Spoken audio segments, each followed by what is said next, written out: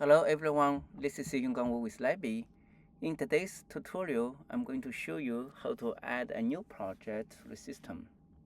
The project serves a permission control in the Labii. On the left side, you can add each of the individual or the whole team as a member and grant them as either read or write permission to the project.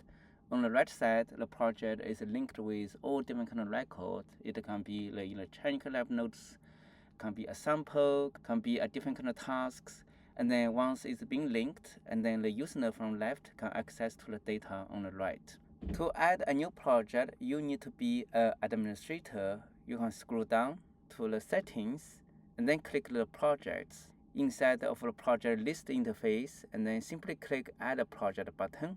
If you are adding a sub-project, you can simply choosing a parent project right from here. Otherwise, you can leave this field as empty to add a top-level project, and then provide the project name, and then some descriptions, the date start of project, the date end of the project. You can also choose the color of the project, so it can change the folder color on the project label display. Then click the submit, and a new project will be created into the Labii.